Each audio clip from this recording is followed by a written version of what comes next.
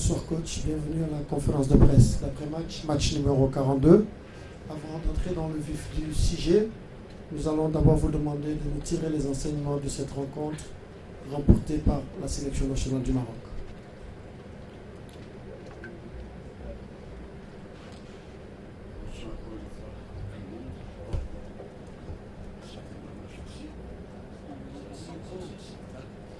Après un match fantastique qu'ils ont marqué, c'est encore une fois l'équipe a réagi. Je pense le premier but qu'on a fait, c'est un jeu vraiment presque complet sur la réalisation. Je pense qu'il y a une dizaine d'actions, on va marquer 3-4 poteaux, le bar. Les gars, ils n'ont pas lâché, ça montre aussi ce caractère. Après, Youssef Fofana, il a marqué, je suis très content pour lui, pour l'équipe. J'étais toujours confiant parce que je vois, mais à la mi-temps même, je dis, restez pas paniqués, restez concentrés, restez organisés, déterminés, on va marquer le deuxième, continue comme ça dans ce rythme. Le deuxième mi-temps, on a plusieurs occasions, malheureusement, la réalisation n'est pas au top. Mais je dois le faire citer, ça n'était pas facile. Vous savez, depuis 2004, l'équipe Maroc a la difficulté de passer ce tour. Je parlais un petit peu de ça. Pour nous, je dis, on ne parle pas du passé, il faut regarder le futur. Maintenant, on fait notre schéma tranquillement, beaucoup de parler, son adjectif superlatif de Maroc, mais maintenant on est déterminé dans quelque chose et aller peut-être jusqu'au bout.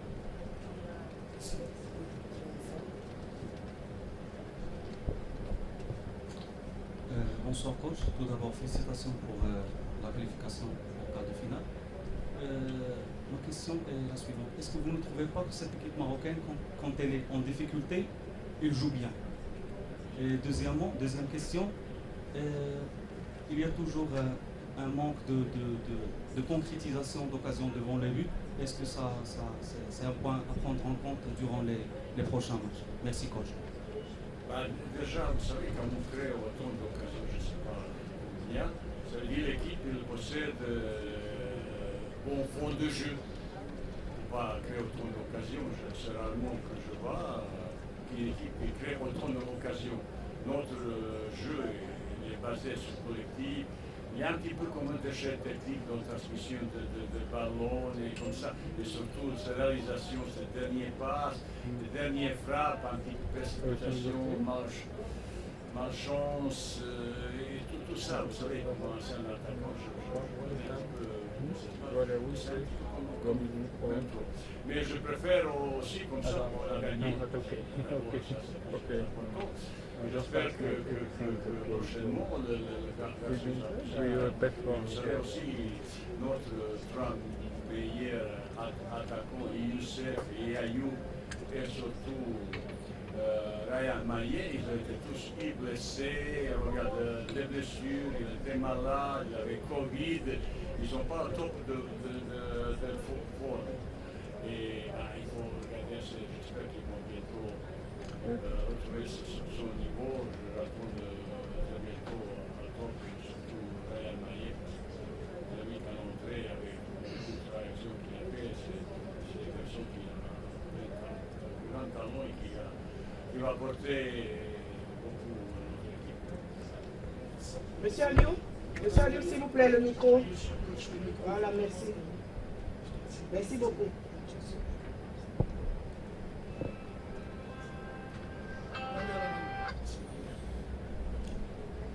Bonsoir coach, félicitations en Afrique Télévision États-Unis. Moi je pense qu'avec la victoire du Maroc, à la première conférence de presse, vous excusez ma voix, j'ai pris un peu de foie hier avec le reportage en ligne. Le premier match, vous avez toujours parlé de ces joueurs malades et tout ça. Pour vous, c'est un problème pour l'équipe. Mais de plus en plus, il faut avouer, même avec la victoire de ce soir, que le Maroc a beaucoup aimé. Vous voyez la suite de la compétition, je crois qu'elle va être encore plus rude. Continuez à dire ces joueurs malades, on essaie. Vous pensez que comment est-ce que vous allez faire face à ce challenge, comme on dit en anglais, parce que ça devient de plus en plus sérieux. On a vu quand même avec le Malawi, la première mi-temps c'était pas facile, Dieu merci. La deuxième a souri le Maroc, mais c'est une équipe qui a quand même peiné, hein, le Maroc. Comment est-ce que vous faites pour la suite de la compétition, malgré vos joueurs malades depuis le premier jour, comme vous dites? Mais écoutez, comme j'ai dit tout à l'heure, il n'y a pas de notre déclaration adjective superlative qu'on est meilleur, qu'on est plus beau, qu'on joue meilleur au football. On est dans un petit peu modestie dans le comportement, mais derrière nous, il y a du travail et beaucoup de détermination. Vous avez vu la dernière fois, même contre Gabon, avec deux fois que l'adversaire il a mené contre nous. 2 fois l'équipe il n'a pas lâché, il a gardé cette morale, envie, détermination jusqu'au bout. Bah, ce sera encore une fois. Vous regardez, le premier mi-temps, c'est un des meilleurs jeux que j'ai vu à Cannes depuis je regarde pas mal de matchs. Premier mi-temps de Maroc, c'était un match avec tel niveau, tel rythme, telle construction, quand il crée des dizaines d'occasions que dans la mi-temps, ça veut dire que garçons, ils ont fait un bon match. Malheureusement, cette efficacité, Mike, je ne dis pas que tout le monde est top fort, que je l'ai expliqué, je ne vais pas le pardonner, ni cherche excuse ni moi, ni le joueur, mais quand un joueur est absent comme Youssef pendant 3-4 mois, il avait 2-3 blessures, il a une maladie, Ryan, Ayou, qui ont une blessure, un joueur à top niveau, tu ne peux pas arriver tout de suite. Pour ça, je suis très content du but qu'il a marqué Youssef, que je sais qu'il était un petit peu sous pression, surtout la dernière fois qu'il a raté le penalty, il a mal vécu. Bon, après, il y a encore une fois notre ami Phénomène Achraf qui a mis encore un but magnifique et tout ça, qui a encore montré un talent exceptionnel. Et, écoutez, chez nous, tout le monde y marque un petit peu, c'est ça s'efforce de notre équipe. Je dis encore une fois, on ne fait pas beaucoup de bruit sur l'équipe de Maroc, mais on va essayer de faire notre chemin, pourquoi pas aller jusqu'au bout.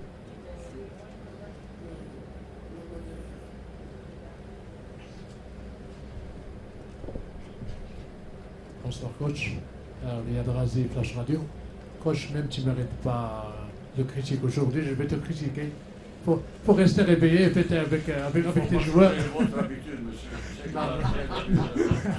rigole. Si vous changez, ça va être pas bien. Non, il faut rester réveillé, peut-être avec les joueurs. Hein. Bon, coach, félicitations tout d'abord.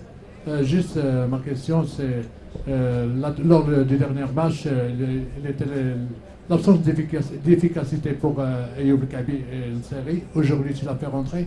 Est-ce que vraiment elle mérite votre confiance? Merci beaucoup. Écoutez, ça c'est le joueur qui ont dernier stage pour le qualification Coupe du Monde. Il était très efficace. J'ai déjà expliqué madame à côté de vous, derrière vous. Ben, ils n'ont pas au top forme. Et il faut un petit peu avoir confiance dans accepter même mes critiques parce qu'on n'a pas dizaines de garçons qui peuvent jouer dans l'axe. Il y a d'autres joueurs, mais je pense je dois faire confiance à un garçon qui ont déjà fait cette preuve. Mais je sais que certains ils sont un petit peu mécontents de notre efficacité, mais dans l'esprit, dans la volonté, dans la détermination, il faut les tirer le chapeau. Peut-être à cause de ça, il y a un petit peu de déchets techniques, de déchets dans la réalisation. Mais je fais confiance quand le joueur se comporte comme ça. Vous ne pouvez pas ni critiquer, plutôt être fier de ça. J'espère qu'ils vont retrouver tous une meilleure efficacité.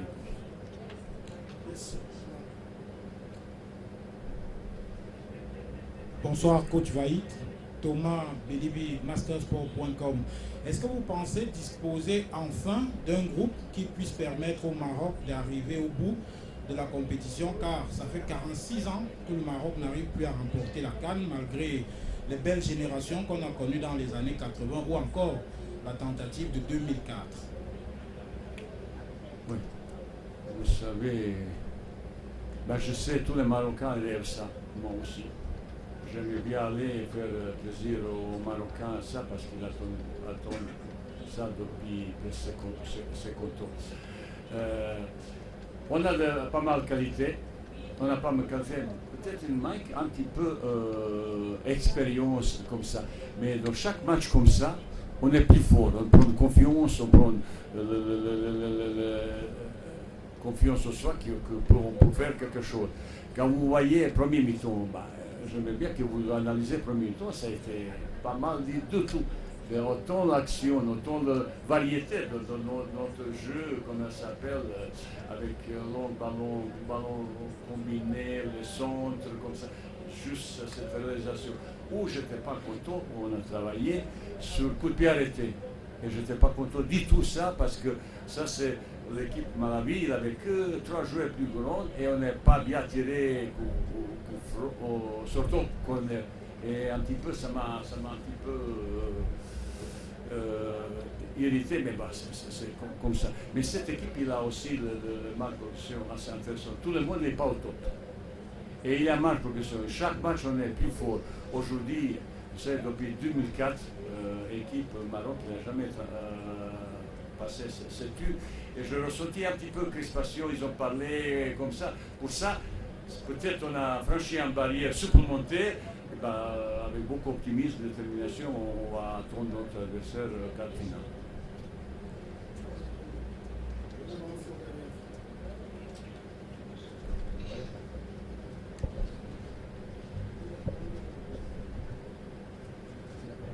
Joseph Patrick Bala, Kamel Football Team, coach. Félicitations pour la victoire.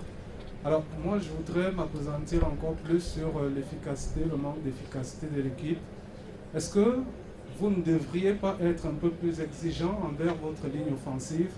Ça passe encore avec les équipes qui semblent être inférieures à votre niveau, mais face à de grosses équipes où vous n'aurez certainement pas toutes ces occasions-là. Est-ce que ça ne peut pas être préjudiciable? Je pense que votre considération est exacte. Ça m'a un petit peu manqué. J'aimerais bien qu'ils sont plus efficaces.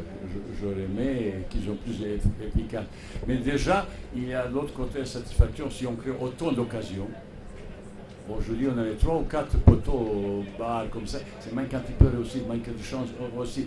Mais quand on crée autant d'occasions, à notre entraîneur, comment j'étais attaquant, je comprenais parfaitement bien ces situations comme ça. On travaille beaucoup. Je parle beaucoup avec mes joueurs, on travaille beaucoup sur frappe, sur l'efficacité. Il y a toujours ce travail spécifique, au moins une fois par semaine, surtout avant match que je travaillais comme ça. J'espère bientôt ils vont retrouver parce qu'il n'y aura pas autant de matchs contre l'équipe à un niveau supérieur. Et surtout, je dis, garçons, là, vous pouvez créer autant d'occasions. Un jour, si vous jouez Coupe du Monde, quand vous jouez contre une grande équipe de France, Allemagne, comme ça, Brésil, comme ça, mais il y aura 2-3 possibilités à marquer, il faut les marquer. Ça veut dire que c'est un niveau nettement supérieur. Pour ça, ce passage à Cannes, ça va contribuer à cette équipe qui prend un petit peu de niveau supérieur sur beaucoup de choses. Et je suis persuadé que notre garçon, surtout Dumo, ils vont retrouver un schéma de but beaucoup plus facilement après. Deux dernières questions à partager, une anglophone, une francophone avec Beth et Emmanuel. Je suis content que vous considérez l'Angleterre parmi les grandes équipes du monde parce que nous, on n'est pas sûrs. Mais pour ce soir, je peux se tromper, monsieur. Mais vous avez dit hier qu'il y avait des soucis sur Hakimi, s'il va revenir ou pas. Finalement, il est retourné, on a vu ce qu'il peut faire. À quel point c'est important pour vous, avant le quart final, demi-finale, finale, d'avoir un joueur avec 16 atouts dans l'équipe? Écoutez,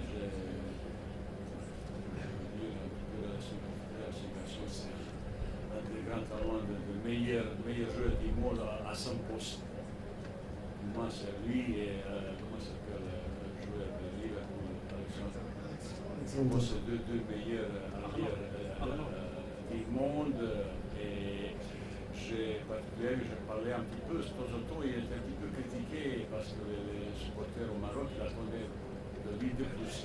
Et bien, je parlais avec lui souvent, j'ai eu beaucoup de conversations avec lui, et je demandais qu'il prend la responsabilité, qu'il devient même à... Ça, c'est un garçon qui a 22 ans. Il y a un mélange de progression énorme comme ça. Il aura trouvé encore plus de maturité. Je parle beaucoup à ce garçon, on a vraiment une relation particulière avec ça, mais regardez les matchs. Premier, une fois contre, comment ça s'appelle, c'est le deuxième match qu'on a fait contre Comore.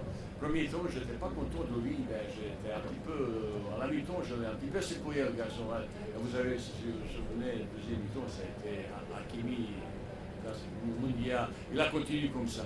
Je dis maintenant, que remonter. Pour l'équipe, pour nous, c'est un garçon très important, il devient un des leaders, comme ça, après le but qu'il a marqué la dernière fois et ce soir, c'est quelque chose de fantastique, on ne voit pas toujours, et pour ça, il faut le féliciter, il faut continuer comme ça jusqu'au bout.